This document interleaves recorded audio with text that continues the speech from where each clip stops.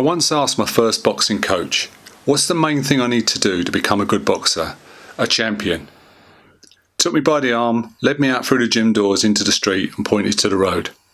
Puzzled, I shrugged my shoulders and said, "What?" His reply was, "Get out there and run. Run every day. Don't neglect your road work. It's going to build up the strength in your legs, the stamina and endurance you need to go round after round in the ring." Most professional boxers run every day between 3 and 7 miles is about the average. Road work has the added benefit of helping you get to or maintain your fighting weight. You can mix up your runs by adding sprints, shadowboxing or other exercises. Keep it varied, keep it interesting. Here is a circuit that we do to mix things up a little bit.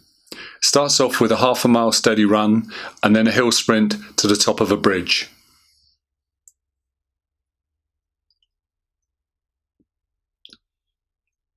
Once we reach the top of the bridge, we'll go into a short burst of shadowboxing. Keeping our form nice and tight, letting the punches flow, using our footwork, pivots, changing angles, really working the body.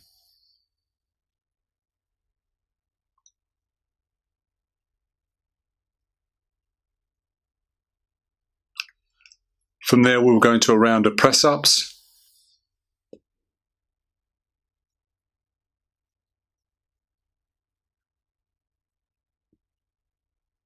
Squat thrusts.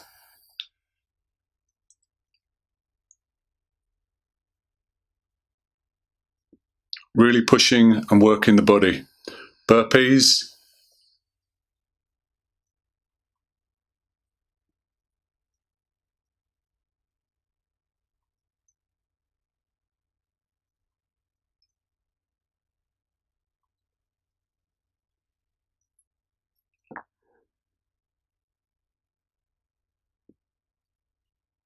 A round of jumping jacks.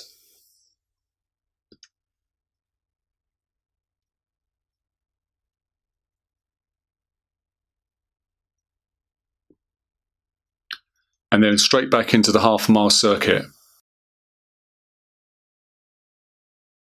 Sprint to the top of the bridge again, and then into a round of cross punches.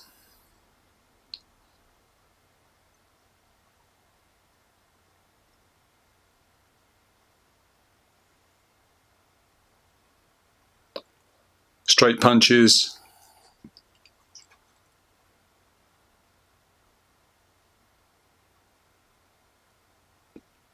Hooks.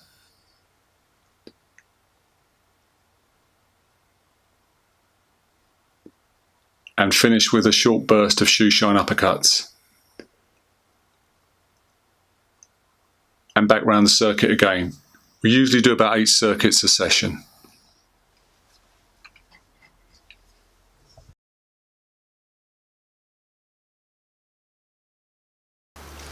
Interval training is where you repeat short, fast sprints over a measured distance, which can be 100 meters, 200 meters, 300 meters or longer.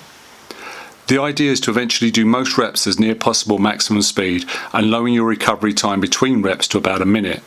This takes time, however, so start with around 6 reps at about 3/4 speed and give yourself plenty of time to recover, gradually increasing speed and lowering your recovery time as you get accustomed to the training.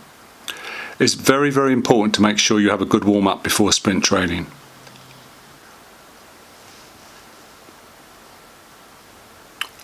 When you are doing these reps, it's a good idea to run into them. Jog up to your start point and off you go. It makes for a smoother transition into the run and can cut down on injuries.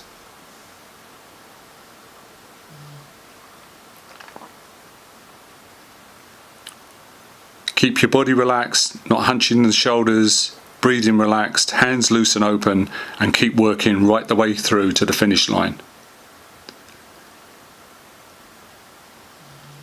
When you have finished, relax, breathe, and get ready to go again. Any great runner will tell you the trick to running fast is to keep it as relaxed as possible, to keep the body relaxed and as smooth as possible.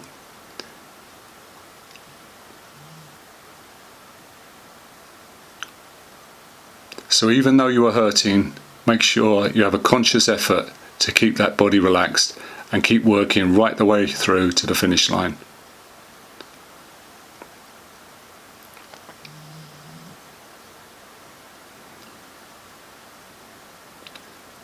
On this next circuit, we're going to mix it up a little bit.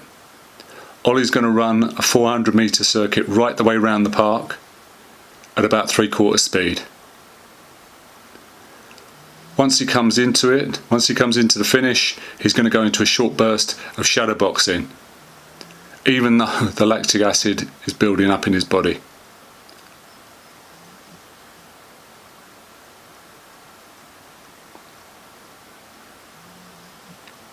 Then we go into a bit of shadow boxing, changing stance.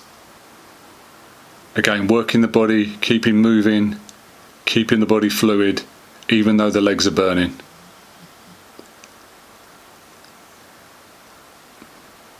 And then straight into a burst of lateral movement from side to side, keeping the legs working, keeping the body moving.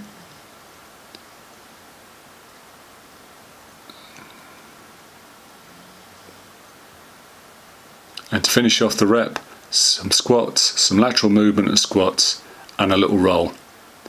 So that by now the legs will be burning and you just want to give up, but keep working through it, keep pushing.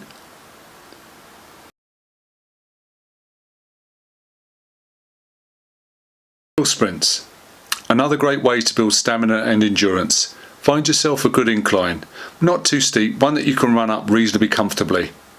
For beginners, I would start with 6 reps, building to a maximum of 10. Use the jog back down as your recovery.